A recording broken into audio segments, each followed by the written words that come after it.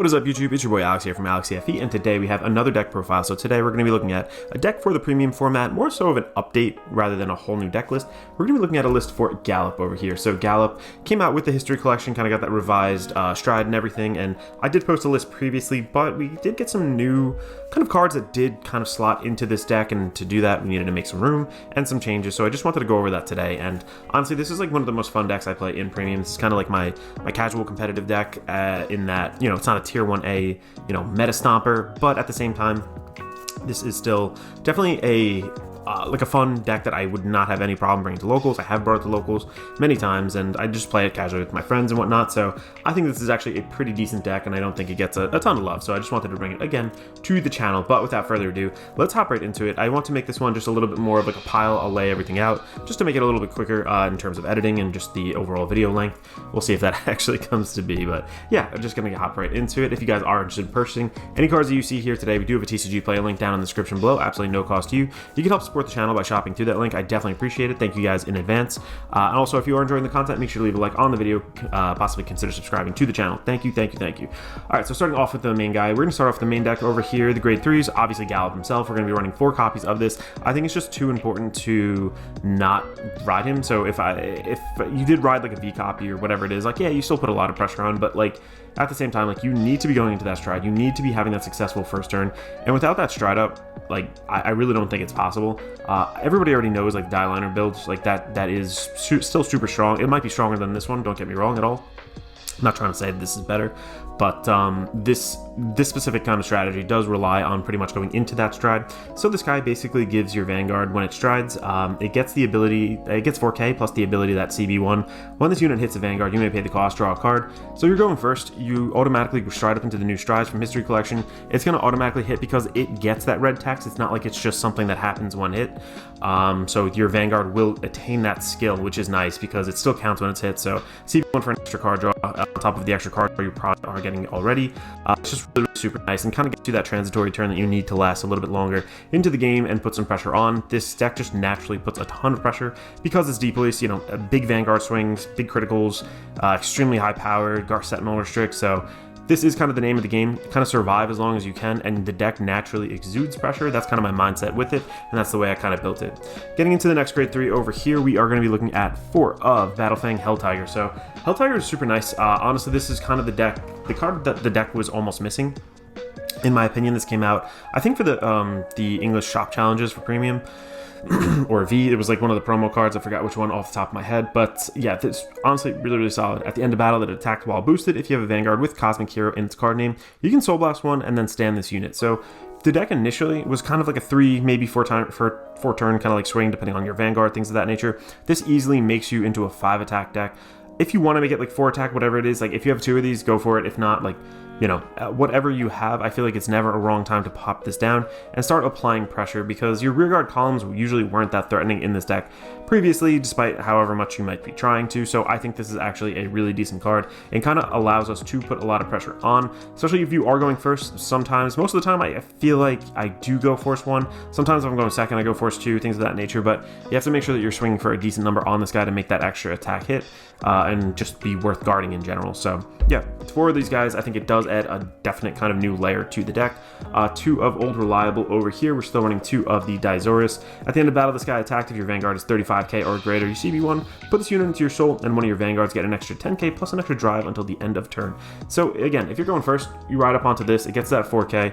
Your Vanguard will be, what is it? 15k base plus an extra 15, essentially the 11 plus the extra 4 right there. It's 30k. 1 force marker on this already puts it above that 35k threshold, and then you could spare the second force marker for this guy right here, and then plus, you know, swing with this guy. It's a little bit of a poke, whatever, it is what it is. But CB1 into Soul, like, Soul is important because of this guy over here. We want to be fueling Soul. On top of that, the extra drive, just the extra 10k. It makes it really like a weird position for your opponent to be on if they did take any kind of damage early game, which this deck doesn't put like a ton of pressure on at that point. But you know, the game plays out sometimes as it plays out, and sometimes you'll be in that situation. Next up here too, we are going to be running 1 of our super dimensional Robo Diarm. I think so, say Diarm. Yeah, that's not an L. When this guy's placed, if your opponent has 10 or more cards in hand, choose 3 front row units, gets 30k until the end of turn. Ideally, you do want to run a little bit more, but I just found deck space was a little bit tight with what I am running in general. This pairs super well with this guy over here. Honestly, if your opponent has been able to Sentinel, and if they have been able to just guard things out, like, chances are they can have 10 cards in hand. It's not a rare thing in Premium at all, especially in this kind of meta for that to happen. So the 30k going live, making this base 43 on one, force marker, makes it 53, plus potential boost. Like, it just makes actual columns threatening on your rearguard circle and is super impactful. And we do have ways to recoup this, so I'm not afraid to run it pretty much at 1. If you see it, it's like absolutely great. It doesn't always go live, so I feel like running more of it could become potentially more of a dead card, but I personally like it at that 1 of. You could up that if you want, you can cut it all together, completely up to you. This is going to be a proxy card for Angel Bracing Ladder. I still have it in one of my other standard decks right now. I only have one copy of that, so it's kind of annoying, but I'll flash it on the screen over here. Angel Bracing Ladder essentially is important in this deck because A, fuels the soul over here, helps us with some bad matchups like Shiranui. Again, Shiranui has those protect markers. On top of that, they're just ripping through our hand, and like, you do farm a decent amount over here. You do put a lot of pressure up, but like, protect decks are really bad for us, so especially in today's meta where you will run into Shiranui most likely, I feel like having Angel Bracing Ladder to protect your rear guards is really, really big and just kind of shuts off one of their maybe more push turns, so to speak. So I do like that card. I'm including it at a 1 of. 5k on your Vanguard is always good as well. Next up, getting into the grade 2s over here. Let's swap. Let's go down a little bit further. Yeah. Still running for the Cosmic Grand Hero Grand Revolver. Grand Volver, I think that's it. Yeah. One place, you CB1, Soul Blast 1. This guy gets an extra 10k until the end of turn, and then if Cosmic Hero Grand Gallop is your Vanguard, on your Vanguard circle, you draw a card. One of your Vanguards gets crit +1 to the end of turn. This is important for the fact that if you are going first and actually going Force 1, you sometimes don't have an extra crit on your Vanguard depending on which extra stride you go into. So this kind of gives you that natural pressure that the deck really just wants to exude. You are drawing a card because most of the time you never want to ride into anything else. It's always going to be that guy right there. So I think that it is important to run something that gives you that crit pressure. This is just it. It is a little bit costly, I know, but at the same time, I feel like it just kind of is necessary. When I play it, it flows really nicely, and it just is what it is. So next up over here into the grade 2s, this is the Toxic Monster Gel Sludge. So Gel Sludge is just such a good card, and this guy is placed on Van or Rearguard Circle if your opponent's Vanguard is grade 2 or greater. Soul Blast 1, perform one of the following. If it is grade 3 or greater, perform both of them. So your opponent may Counterblast 1. If they don't, you draw a card. Then your opponent may Soul Blast 1. If they did not, you choose one of your opponent's Vanguards, get -5 until the end of turn. Just synergizes with every single archetype within Dimension Police. Really puts a stopper on some of your opponent's game plans. Like, chances are most decks, especially at a higher tier, are able to play through either no Counterblast, one Counterblast, whatever the case is. This is kind of like a soft check for me against decks that don't have that solid, rock solid kind of game plan that, you know, if you start disrupting their resources, they start to play a little bit worse. I feel like Gel Sludge is just, even at a 9k body, is just so necessary in this game.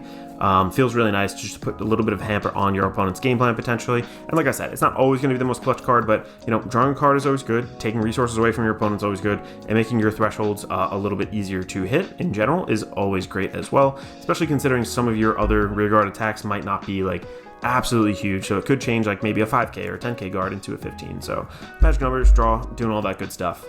That is the most suspect part of this deck, to be honest. Just 8 2s. If you see it, you see it. If you don't, you know, it's kind of tough, but I don't think there's room for the grade 3 searcher in here. I don't think it does enough for us to kind of include it in this build because we're not so focused on kind of like negging opponent's power, things of that nature. So I think it's fine. If you want to include maybe 1 or 2 of them, you can cut some of this stuff over here, but I like my grade 1s kind of teched out in this deck. And speaking of grade 1s, let's hop into it. I'm running 4 of the Grand Ropes here. These are the grade 3 searchers. I'm running 2 of the V1s, and I'm running 2 of the G1s over here. The G1s obviously act as stride fodder, said that backwards, I think.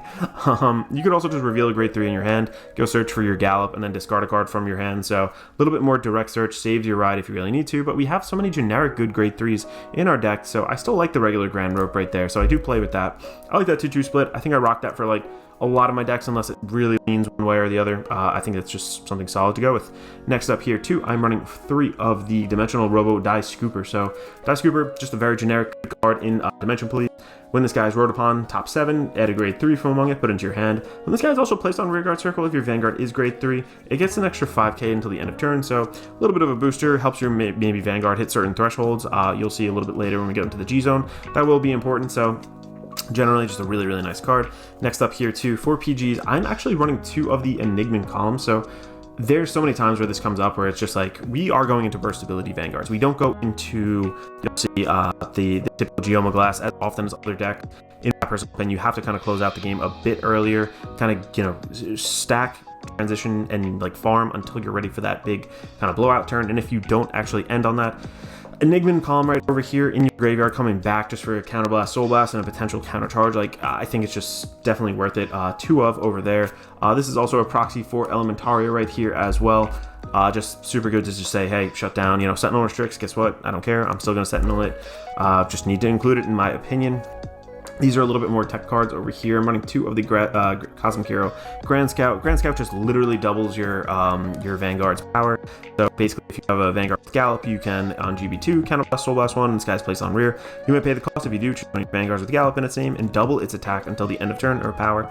And at the end of the turn, retire this guy and Soul Charge 1. So again, Soul Charging is really good for this. Soul Charging is great for some of our G Guards, and we see, like, a lot of things do use Soul in this deck. It just is the nature of it. So replenishing your Soul is actually pretty big, but getting you to a threshold very easily, doubling things, especially when there's a Sentinel restrict live, is important. I think this guy is really good. You can cut him if you want. You'll notice some games you really wish you had him, and I think that I've been in that situation before when I was testing this without it. I think that just having it at like either a 1 or a 2 is just generally worth it in my opinion. Lastly, over here for the grade 1s, we are running 1 of the Commander Laurel because it is restricted to 1. Just a heads up, like the on attack hit for your stride, for the new strides, when the eroded ones, they don't actually work with this. You have to naturally hit. So if you still naturally hit, restanding your Vanguard, you know, have it with all the crits, all the power, all your drive checks, whatever the case may be. It's just too powerful not to include in a Dimension Police deck, in my personal opinion. So we are including 1. You can cut it if you want. It's completely up to you. Lastly, for the main deck over here, we are going to go with just 1 starter. Any starter will do for this over here. I just have the Metal Warg one. Metal Wargs are like one of my favorite archetypes for this. So getting into the triggers now. Kind of divvying it up, we are going into 1 Elder Breath. The name of the game is Vanguard. It's premium. This is still legal in the format, so we're going to run it until it's not. You can go into the blue one. I think that there might be a little bit of a case for the red one, but overall, I think just like the extra crit pressure on your Vanguard, potentially doubling its crit, is just, you know, absolutely game ending. You know, let's say, you know, you're on your first stride. You have 4 drive checks. You know, you did a Dizoris or something like that. You hit 2 crits.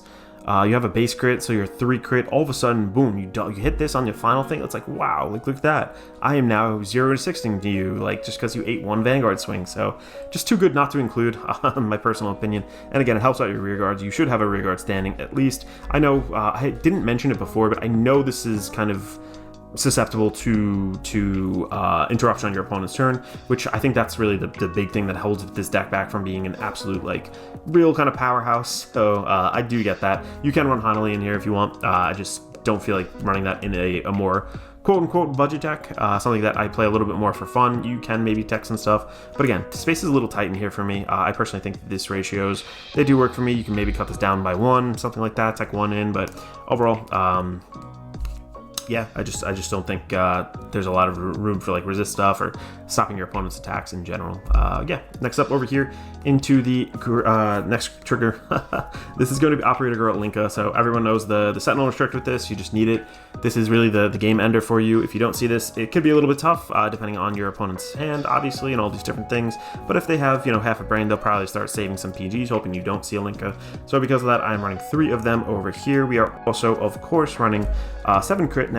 Because of that, we are running 4 of the Into Soul draw crits, the Grand Ropes, also the ones that defensively, when they proc, you do draw a card, and 3 of the Stride ones right here as well. You can do the Into Soul one if you really want instead of that one, but I like to keep the grade 3s because we end up using them most of the time, and I personally just think that having something for Stride fodder is just so much easier. Getting into our last triggers, we are running 1 of the draw PGs as well as 4 of our Heal Guardian. So again, we have to mitigate damage early. The grade 3 is just really great in general for this deck. I think that this is definitely the correct one. You can do the resource one, like maybe 1 of at most, but I think it's easier with the grade 3 just to do it. It also helps you with the ride consistency with the Grand Rope. Maybe you can reveal that, go into this, so, you know, it's just a little bit easier. It makes the flow of the game a bit better for me.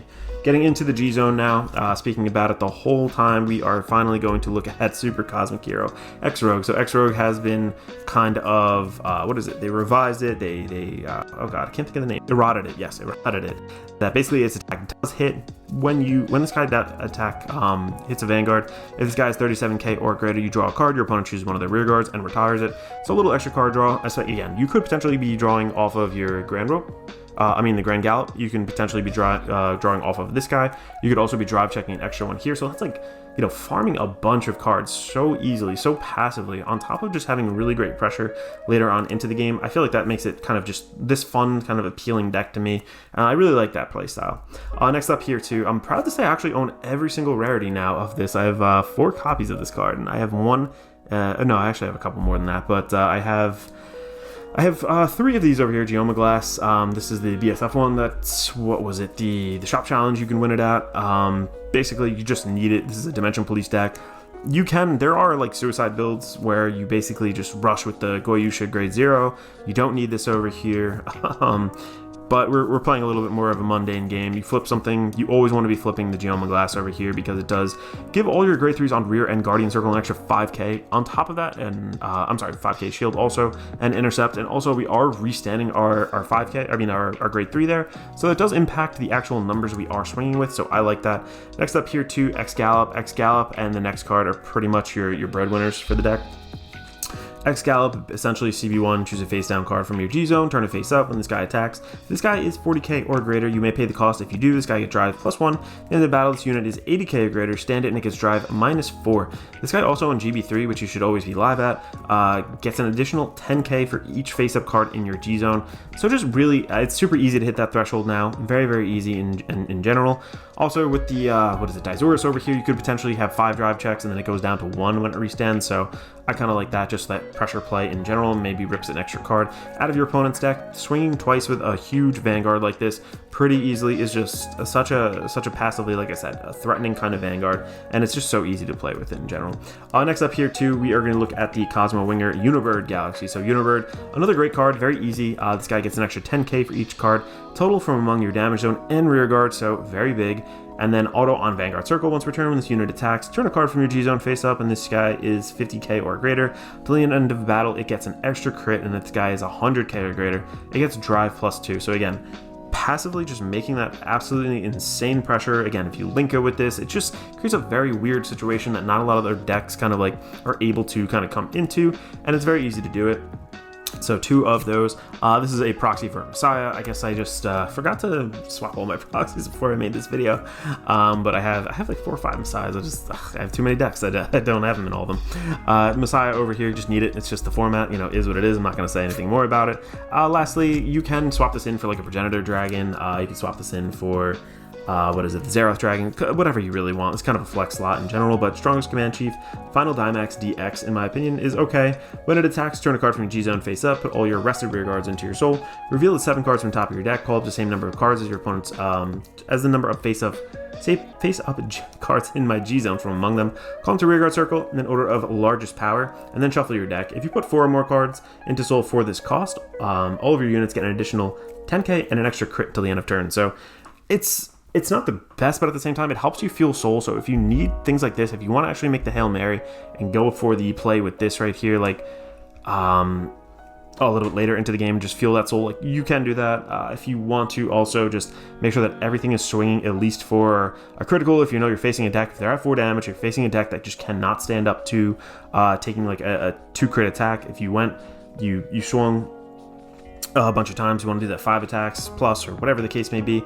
I think that this is a really kind of good card to do that. So it's, it comes up once in a blue moon, and not all the time, but is what it is for that. You can upgrade this over here to 3 of, but I'm running 2 of the Giant Armored Beast, Gigaramalagus. I think that's how to say it. I don't know. But when this guy's put onto your Guardian Circle, Soul Blast 1, choose up to 2 grade 3 normal units from your drop, put them into your hand, and this unit gets an additional 5k until the end of battle for each card put into your hand. So a nice big 25k shield potentially, giving your kind of shield resources back, putting grade 3s into hand that you might want to use for next turn, that you might want to use to guard with. Helps you kind of recycle the 1 of and the 2 of over here as well. So I just think in this deck I'm using a lot of Soul Blast. I noticed I didn't at times have Soul Blast for this, so personally I'm running at 2. You can run it a little bit more. Over here, speaking of Soul Blasting, we are going with the Great Galactic Beast Zeal. Sometimes against aggro decks that really just start spamming small attacks, this kind of helps. It's become a little less relevant in my personal opinion, and if I was going to cut something, I probably would cut that. Next up over here too, we are going to look at the Oceanic Conversion Atlas Dolphin. It's good to kind of just get the extra counter charge, soul charge off of this right here. The shield isn't actually like that big in general, but this is more of a resource card. And then lastly over here, just a little bit of a flip fodder, but it's not a bad card overall. Super Cosmic Hero X Caravan. When this guy is placed on Guardian Circle, if your opponent's attacking unit is 30,000 greater, this guy gets an extra 10k until the end of battle. Then choose a card from your hand, you may discard it. If you do, choose one of your Vanguards, 4k until the end of turn. Again, helps with sometimes like hitting those weird kind of numbers where, you know, your opponent might start including a lot of G cards that are hitting like weird numbers like that. Having that extra 4k is just personally pretty good, I think, overall. You can make you 15, hit a trigger, hit 2, boom, you're already at 35k, everything's swinging for 31, 30, whatever the case may be. It might be just a little bit under. So that is pretty much the deck right there. Let me know if you guys have any suggestions, any edits that you would make.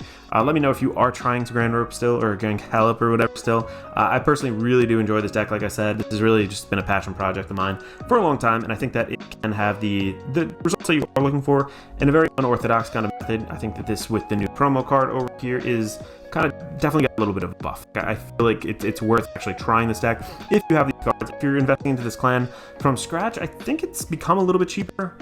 More cheaper than ever. I think some of the cards kind of ticked up, but overall, if you are looking to purchase any of them, again, we do have that TCG Player affiliate link down in the description below. Absolutely no cost to you. You can help support the channel by shopping through that link. I really appreciate it. And if you guys did learn anything today, maybe leave a like on the video, possibly consider subscribing to the channel. Thank you very much. This is Alex from Alex CFE, signing out.